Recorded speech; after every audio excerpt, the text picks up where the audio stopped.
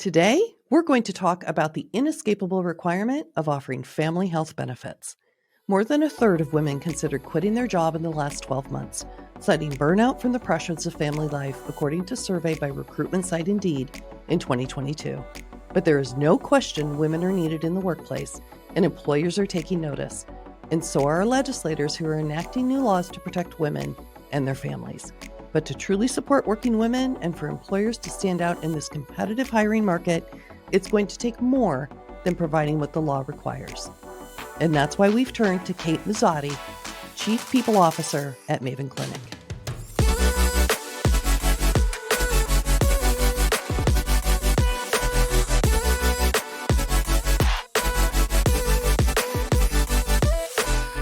Kate, welcome to Voices of HR. Hi, Berta. Thank you so much for having me. Well, it is certainly a pleasure. And I'm so eager for this conversation because today we're going to talk a lot about trends and research that's really going to help our HR practitioners really plan for the future and really kind of test and gauge where their family benefits are today. Because one of the current realities is that women with children under the age of 5 are the least represented group in the workforce today. In fact, I saw that men with children under 5 have 39% more representation than women. But when we look at the trends, what's coming, more women are graduating college than men. I think it's 1.5 times the amount. And more women, Black women, are graduating than ever before. So when you think about what this means to the workplace, we have this whole new generation of women who are now just going to enter our workforces. Or we have women with young children who have chosen to stay at home who may re-enter the workforce here in the next 2 to 5 years. And your organization just released a report out on the state of employer family health benefits. And in that report, you talked to nearly 600 HR benefit decision makers, as well as 1,100 employees who have family benefits offered by their employers. So this is why I'm so excited to talk to you today, because this research is really going to help our HR practitioners gauge where they're at with their family health benefits and maybe where their gaps are. So can you can you share with us what are some of the key takeaways that our listeners should know about from the report that will either help them reconfirm their family benefits or maybe help them identify their gaps? Sure. And I'm speaking as a mother with 2 children under 5, but I will put that aside to answer your Oh, question, wow. firsthand knowledge. But, I think what the report really shows is that despite tightening budgets, employers are recognizing that family benefits are key for both talent attraction and for retention.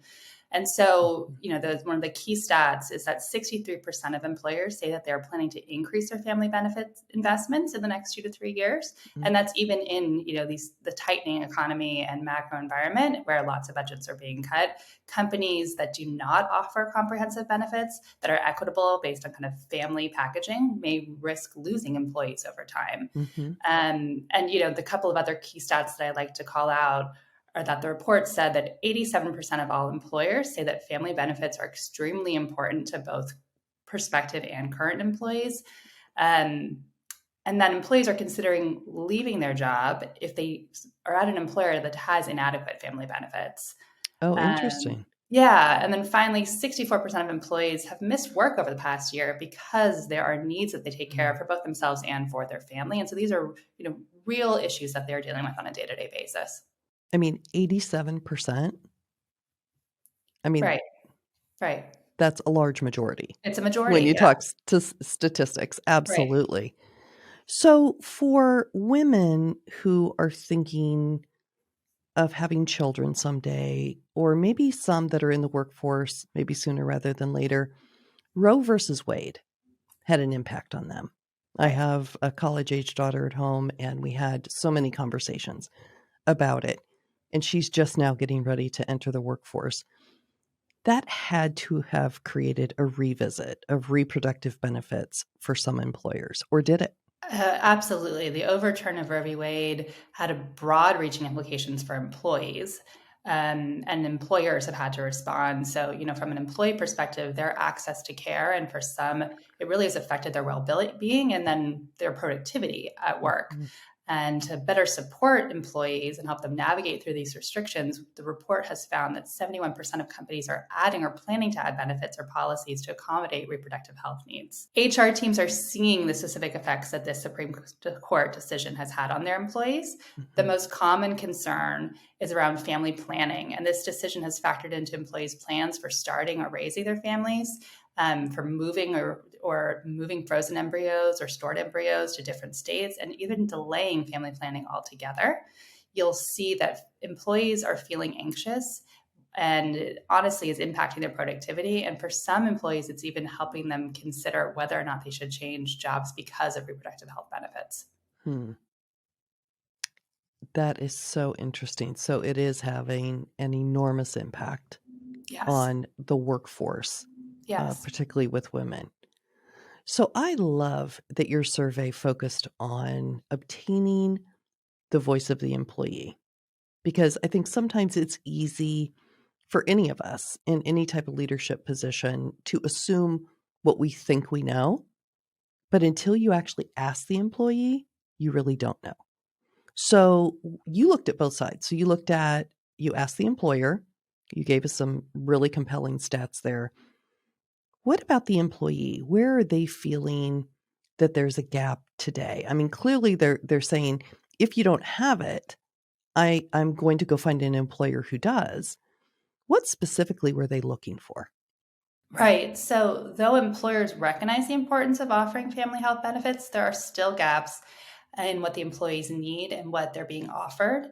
And in fact, 41% of employees feel that their employer could better support their family and reproductive health needs. And so there's a couple of key things that employees are reporting would be kind of their top priorities. The first is paid parental leave and care leave. This is offered by 71% of the companies in our report, but there's still additional requirements there that employees are looking for. The second was caregiver support, and that is being offered by many companies by about 41%, but that's something that they really want to see more of. The third is fertility and family building support. And then the fourth is reproductive health support, including menopause, and that's offered by only 40% of companies. So sometimes our even small to mid-sized companies are global. And did you have a chance to take a look at global parity? Because we were just talking to someone who I think is going to be a guest from Ireland the other day, and she was talking about, global benefits. Did you guys, take a look at global parity? Yes, absolutely. So global parity for family health benefits is a top priority, and global companies are focused on finding benefits for employees around the world. So 91% of companies with a global workforce say that family benefits are extremely important to both prospective and current employees. And I think the key here is that companies should structure their benefits to provide equitable support for all employees while understanding that there's a lot of different regulations at the local level. And that means you have to get creative with how you administer benefits. For example, in some countries that can limit access to assisted reproductive technology or use of a surrogate, for example, companies can offer other things like travel reimbursements or paid time off to allow employees to seek cross-border care in a less restrictive country. So there's lots of different ways that you can kind of think about this so that things are equal, but maybe not exactly the same. Absolutely.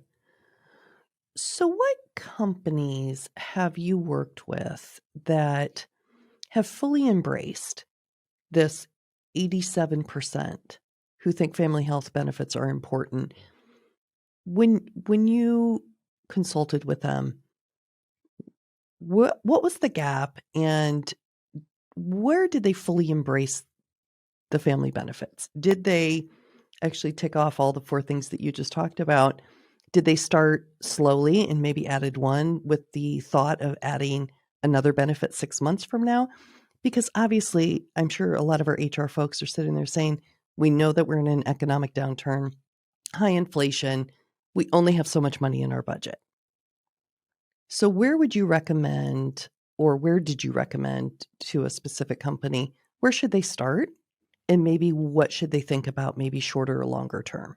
Yeah, so I think, the report really speaks to that. While there are limitations, the top couple of things that you really want to think about investing in Mm, are parenting and pediatric support. I think that's kind of one of the mm, most basic fundamental ones that let's invest here because that then kind of supports everything else. The second was around maternity and postpartum care and really setting up kind of the journey to get to having a child in the right way. Thinking about global parity for health benefits is mhm, actually, something that's really critical as companies are expanding the global footprint. You do need to invest there. Reproductive health care, including menopause, is one that you don't see consistently, but is something that mm. that employers are absolutely investing in, as well as fertility and family support. So those kind of are probably the top five that I would say are the places that companies are prioritizing in 2023. When you talk to HR pros about their overarching strategy with regards to compensation, benefits, all of that, where do you think there is most hesitation with an employer to really start embracing some of these benefits? Because there's clearly a risk if they don't.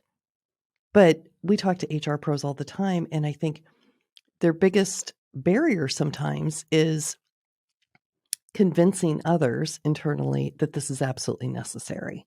So, are there any tips or tools? I know you've sat in the CHR, you sit in the CHRO seat now, you've sat in it in lots of growing companies. What are some tips and tools that you could give to your peers that are listening to help them progress their benefits package to family benefits? Sure. So I think, what we hear from most employers is that benefits need to be equitable and that you need to promote a culture of inclusivity and belonging, and that it's key for retention and it's key for talent attraction. So I think one of the biggest tips is that one of the places that you can find you're going to be able to actually show some real-time data that's happening all the time is when you are in an active hiring market, which I am today. You're going to find candidates who are asking really detailed questions about benefits and evaluating benefit packages as part of their offer stage, especially when they're weighing competing offers. And so talent attraction becomes this other point where you can survey your current employees and you can Mm, get feedback on an ongoing basis there. And most people are going to be generally happy. They're going to have some questions and some concerns, but you're going to get some real time data when you're going through the recruiting process. And over the last couple of years, this has become more and more of a question that you're hearing from candidates that they're actually deciding whether they want to join the company based on some of the answers around what the healthcare package looks like. So mm, attracting benefit programs can be a deciding factor. And that honestly is some of the real time data that you're able to kind of show to leadership or to other folks internally to make sure that your budgets aren't being cut and that you're able to attract the right talent on a go forward basis. mhm. So that's one of the places where you're going to get some real time feedback on whether or not your benefits are inclusive and thoughtful and whether their kind of current candidates are responding the right way. I love that because I don't think I suspect a lot of our HR practitioners are making that connection, but it is real time. It is real time, and especially in competitive job markets, in engineering and tech, and in some very specific places where I wasn't hearing this as much a couple of years ago. This now Mhm, becomes a really hot topic where candidates are asking really detailed questions, and they know the right questions to ask too to evaluate whether your benefits are mm. competitive and whether they're inclusive and whether they're going to be covered.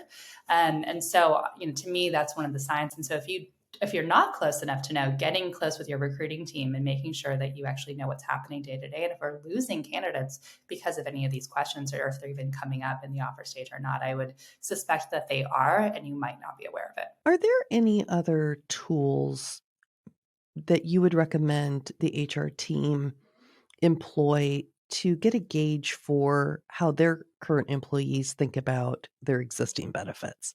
Because I think it's one thing to recruit them in and get feedback there, but what about your existing team? Yeah, so generally it is a best practice to do some type of surveying of your employees on at least an annual basis before you go through an open enrollment process. Some teams do it as part of, a touch point in an engagement survey and kind of pulsing maybe twice a year. But whatever frequency you do it, it's important to actually hear from your teams and to hear what's working for them and what's not. And before or after you make a significant change to benefit providers, that's always a really good touch point to make sure you're getting input from the current team on kind of how the plans are actually serving them day to day, and if there's gaps. Absolutely. Is there any type of health plan that is emerging as a trend? So I remember back in the day, you had your PPOs, then you had your HMOs, and then you had your more flexibility with some other types of plans. And then you had self-funded and you didn't have self-funded. And I think health benefits went through this incredible cycle over the last, let's say, 20 years. Are there any types of either benefits or structures of health benefits that you're seeing as kind of an emerging trend? I am not seeing an emerging trend, but I think it's the details of benefits kind of overall, but the details of what providers actually provide has become a trend that I've seen, and that it's really up to the function of HR, the benefits function, to ensure that you're being really critical about the plans and making sure that they actually are inclusive for all employees. And so that's where, there's lots of decisions to make. It is a competitive market. And I think being very detailed with what's included in the plans and how it's actually going to serve your employee population is a trend where, I've seen companies make changes to their benefit providers based on inclusivity. So that feels like a theme. I wouldn't necessarily say it's a Mhm. trend, but it feels like a theme that I'm seeing that's talked about quite a bit in my channels. So I guess the other beauty too is if, as I said, you've been a CHRO in a lot of growing companies, very, very successful professional who help them grow. Obviously, you're bringing in top talent. I would think strategically that you would want to sit down as the CHRO and take a look at where the business is going and ensuring that all of your benefits, not just your health, is aligned to the group or the portfolio of people that you're bringing into the organization. Any thoughts based upon your experience on how you did that well? Sure. So I think at a previous employer before I was at Maven Clinic, that was actually a real sticking point where the benefit plans that we had, people were happy, but there was a subset of people who went in and saw that these benefits aren't necessarily inclusive, that you have to have certain diagnoses in order to actually get fertility treatment. And that wasn't Mm, inclusive for our entire population. And so we actually made a change in providers because of that. It was a level of detail which, if you weren't really paying attention and mhm, weren't really listening to employee feedback, you might not have caught. And it was also a pretty active decision to move everyone off of the current plan that we had that was working for most, but to actually move to a plan mm, that was inclusive for all. And so I think being involved in that level of detail, which it could have created savings or not created savings, and kind of determining mhm. on the way that we did it, was probably an example of just being successful because I was being really mindful of actual employee feedback that was coming in, and that was feedback we were hearing from candidates. So I think kind of past experience has shown that this feedback is going to bubble up, and actually paying attention to it and getting ahead of it is really important. And how did you find that information out? Was it from an annual survey or? It was from an well, we did an annual survey because we were starting to get some feedback one off from specific employees. And so we actually conducted a survey to understand Mm. how widespread this was, how much of a concern it was, and then to understand our options if we could make a change to our benefit providers and if it would be more inclusive if we did. So, but I think we did the survey because we were starting to get some specific feedback from a few employees and from a few candidates. And so now we've talked a lot about kind of the employee, the family health benefits, all of that. But we also have in some organizations 5 generations of employees in the workplace at the same time. And so your point about inclusivity for everyone who all has a boomer has a different need and requirement than someone who is, planning a family. So how do you strategically take a look at the, I guess, the demographics of your employee base to make sure that you're offering something to everyone that's needed? Mm-hmm. Um, I would say, what you want to do is when you're looking at plans is there are some of these telltale signs whether plans are going to be inclusive to your whole population. And, I've worked in a lot of growing tech startups that do kind of trend younger. But I think one of the main things that this report is showing is that it's not just about family planning and for folks who are parents or going to be parents, but it's really about how we think about caregiver support, how we think about reproductive health support, how we think about menopause support. And so those things are touching all cycles of an employee's kind of health journey, and that they're all meaningful to the workforce, and that employers should continue to invest in all of these areas, because the top family benefit priorities are kind of across that board, not just from the early stage of trying to become a parent and being a parent, but all the way through that journey. So and whether or not your employee population maps exactly to that, you want to make sure that you're providing benefits that are inclusive enough that over the stage of an employee's journey or their families, they're being covered. So we've talked a lot about women within the workplace, and obviously that's how we teed it up at the very beginning, but I think it also begs the question about men in the workplace. And is there anything that's trending different for men with family benefits? Yeah, I'll just say that kind of Maven, as a brand, we serve an almost equal amount of men and women as part of our platform.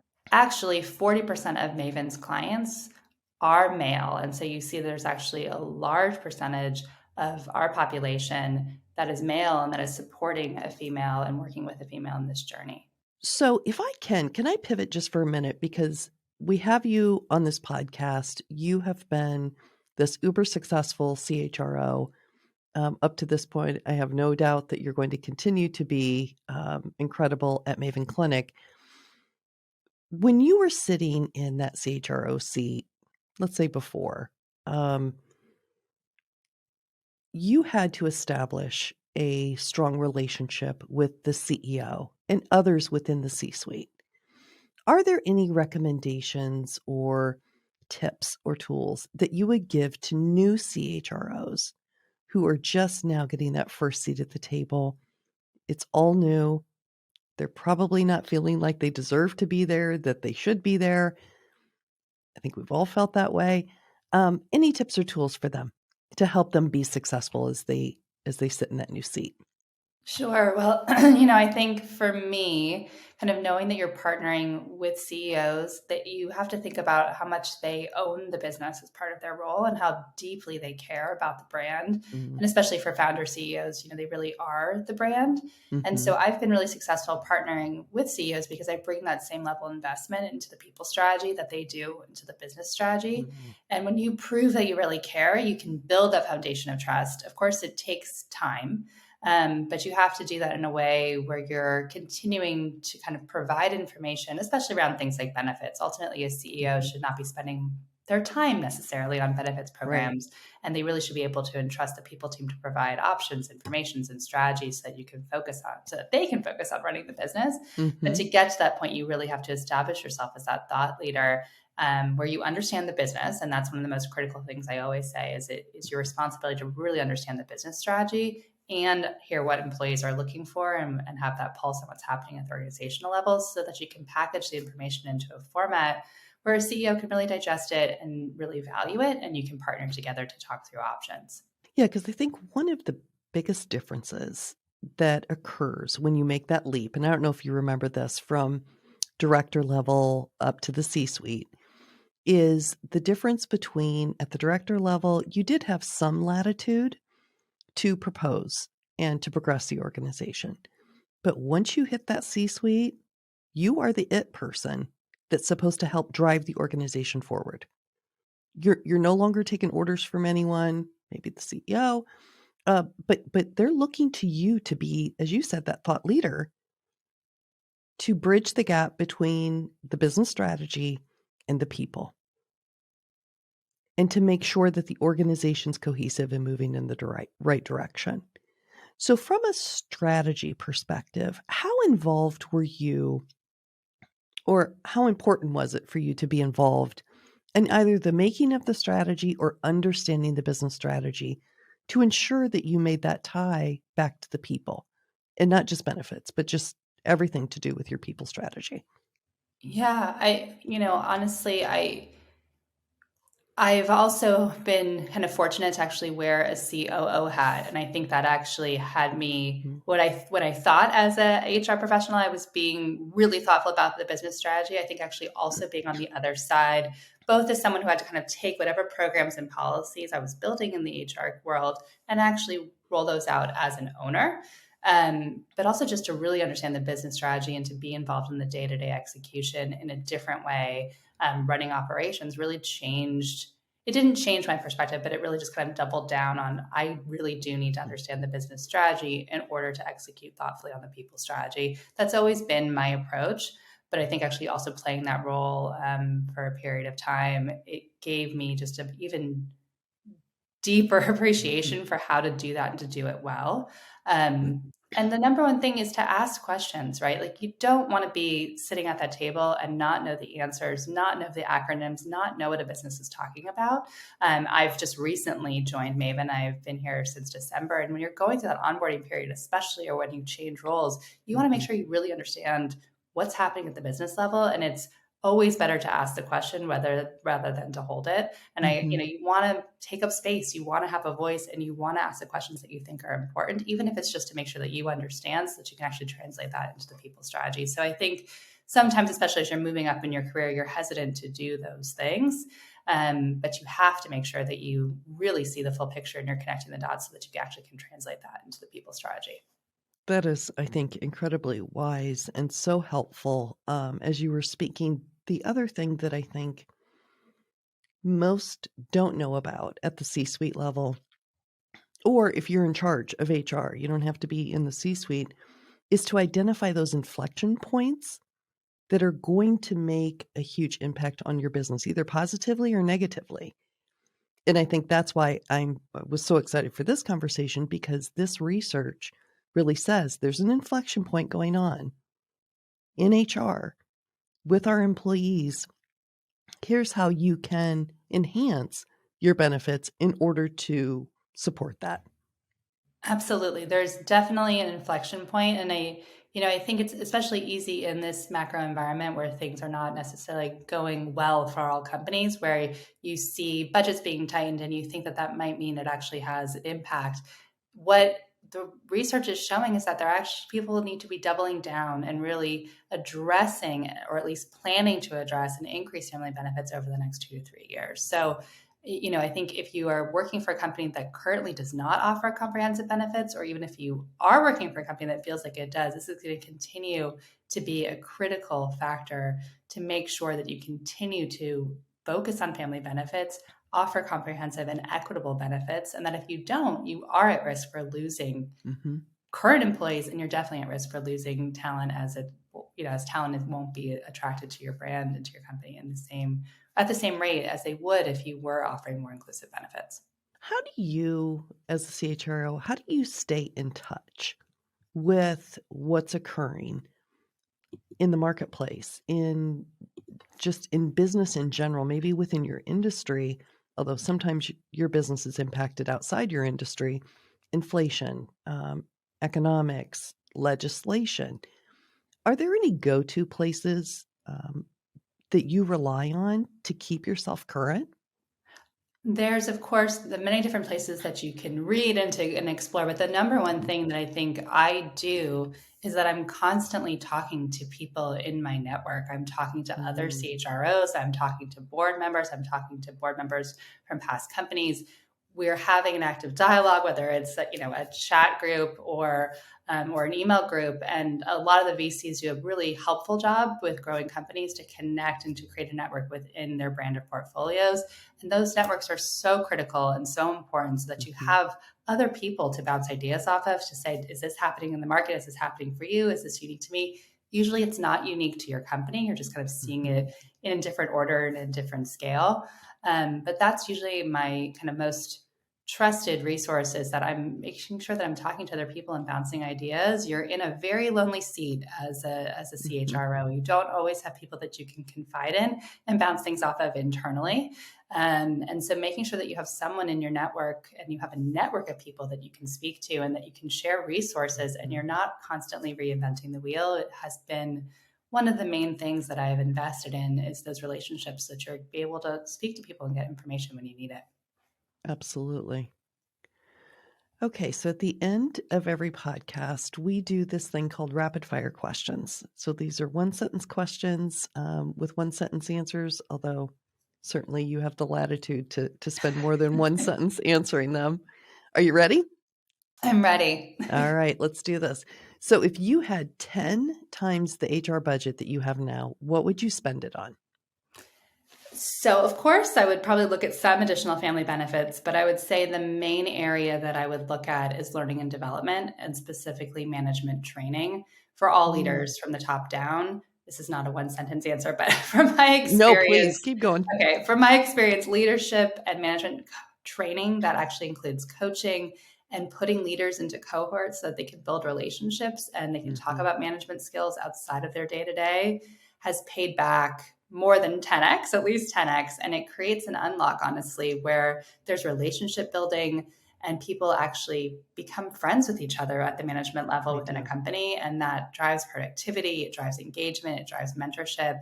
And on the flip side, it sometimes creates reflection where leaders realize this might not be the right role for me. This might not be the right company for me. And those realizations are also okay. So I think it kind of helps you do the work to think about yourself as a leader. It helps you do the work to make a network of kind of managers that you can talk to. Similarly, how I was talking about my HRO network, you then have leaders that you can talk to throughout the company when you're having a challenging time with one of your employees or something's happening on your team. So that's one of the things that I've invested in the past. That is not cheap, but if you do it the right way, the outcome and the return is so high. What's something everybody in your industry should stop or start doing? I think, honestly, it's investing in families. The more and more industries that are participating and realizing that women in family health is underserved, is tragically underserved, and that there's a real need for investment. Employers that invest in working moms and dads are likely to retain them. And so the more you continue and start to do that, the more return you're going to see. If you were sitting next to a leading expert in your field, what would you ask them? I would ask them when's the last time they really checked in and listened to the needs of their employees and really created a place for an open dialogue. We need more of those open dialogues and more open exchanges of information so that you really know what the pulse and what the vibe is within your company and can action on it and be aware. What are 1 to 3 books that have greatly influenced your life or career? From a career perspective, I think one of the ones that that always is in my head often is Dale Carnegie's book, How to Win Friends and Influence People, because while the title sounds a little snarky, what it's actually about at its core, it does. To me, the book is actually about how you really assume good intent and be fair and thoughtful as a leader and give people the opportunities to succeed. I think there's some social competency rules that were just kind of ahead of their time in a book that's, I think, about 80 years old. And I've often suggested this book to managers who just need a core foundation around people management. So that's one that the principles of that book will, I think of them every once in a while, but I actually think there's a really good intention behind that book, as snarky as the title sounds. It does. And it really does now that you say that, but it actually is a really good book. I recommend it all the time as well. What is your leadership mantra? Or when you think about a great leader, what skills do you think that they exhibit? I guess my mantra is a little silly, but there's usually a win-win or even a win-win-win situation. And so when you're in this role as a CHRO and you're trying to balance the business needs, the organization needs, the operational needs, and the people needs, sometimes one of those three things in that triangle is going to not be addressed. But typically, if you take a step back and you look, there is a way to address the business needs, the operational needs, and the people needs in every situation. There's usually a graceful way to handle each of those situations. And I think that's my kind of trademark, is trying to seem unflappable, even in really difficult situations, and trying to be calm and level-headed, and finding a way to the other side that's going to be the best thing for all parties, and trying to have kind of a thoughtful outlook on that. that to me is really critical of good leaders, is kind of having that judgment, the ability to not necessarily react in the moment to information or react in the moment to what's happening, and to take a step back with calm and thoughtfulness before you respond, and still, with a bias to action. How do you re-energize yourself? For me, it's funny. Since now that I'm a parent, it's a very different answer than when It's so difficult. a single person in the workforce, where you looked forward to those weekends to recharge. And with two children under 5, I don't have that same recharge on the weekend that I used to have. Boy. So occasionally it's actually taking a day during the week for myself. And often those days are to connect with folks and friends who are colleagues that I've worked with before. Some of my closest friends or colleagues kind of that have come up with me throughout the HR practice. And also just kind of, last week we went on an exec leadership retreat, and we all spent time together outside of kind of the day-to-day business topics, and phones down, computers down. We actually just engaged and spoke and ate and drank and really enjoyed each other's company and built those relationships. That to me is really re-energizing as well. And so making sure that I'm taking the time both for myself, kind of in quiet time, and also to engage and really kind of make sure I maintain the relationships that are important to me is actually quite re-energizing. That's the extrovert showing up there. What's the main takeaway you want to leave with our listeners today? Sure. So that it's really clear that fertility and family benefits have become table stakes, the minimum entry point, and the shift we're seeing now is around maximizing the value of employer investment. The data from the report is just showing how much employees crave more support from their employers. And, this is something that we hope, companies continue to invest in, and that they follow through on the commitment that they're saying that they will have over the next 2 to 3 years. Absolutely.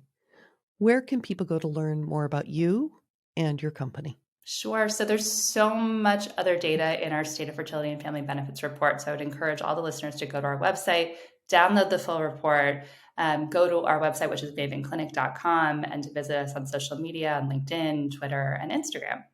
So today we have been joined by Kate Muzzatti, Chief People Officer at Maven Clinic. Kate, thank you so much for being here. Thank you so much. This was a pleasure. I really hope you enjoyed this episode. Thanks so much for watching.